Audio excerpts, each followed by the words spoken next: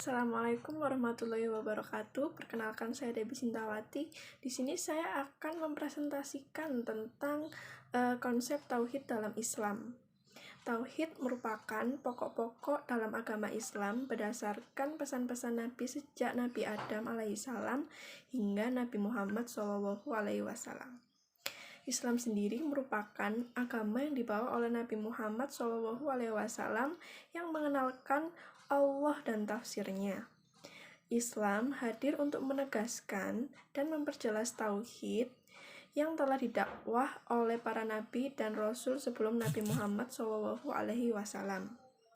Nah, dalam Islam sendiri, segala perbuatan yang bertentangan dengan tauhid disebut dengan syirik. Nah, syirik ini adalah menyekutukan Allah Subhanahu wa Ta'ala dengan melakukan perbuatan yang seharusnya dilakukan hanya kepadanya. Contohnya dengan meminta pertolongan kepada selain Allah. Akibatnya, seluruh amalan yang ia perbuat tidak akan diterima oleh Allah Subhanahu wa Ta'ala. Syirik dibagi menjadi dua. Yang pertama yakni syirik ashar. Siapapun yang melakukan syirik ini akan terancam meninggal dalam keadaan kufur. Nah, jika ia tidak bertaubat kepada Allah Subhanahu wa Ta'ala, jika Allah tidak mengampuninya.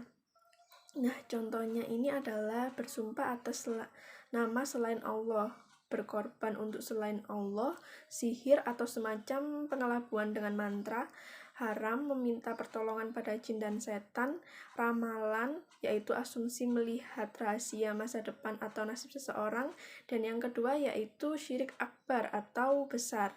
Nah, kepercayaan sebelum adanya agama seperti yang pertama di sini ada animisme dan dinamisme. Animisme sendiri adalah pemujaan terhadap roh atau jiwa leluhur tertentu yang diyakini memiliki kekuatan spiritual. Nah, dinamisme sendiri adalah kepercayaan yang memiliki keyakinan bahwa benda-benda tertentu memiliki sebuah kekuatan gaib. Contohnya adalah pemujaan pada batu besar, senjata keris, matahari, dan masih banyak lagi. Nah, pada suatu ketika ada seorang kafir yang menanyakan mengenai rupa Tuhan dari Nabi Muhammad.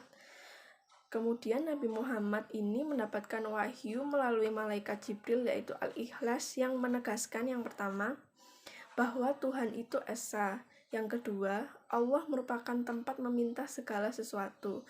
Yang ketiga, Allah tidak beranak dan diperanakkan. Yang keempat, Allah tidak menyerupai siapapun karena dahulu banyak yang beranggapan bahwa Tuhan itu berbentuk. Mengapa dinamakan Al-Ikhlas?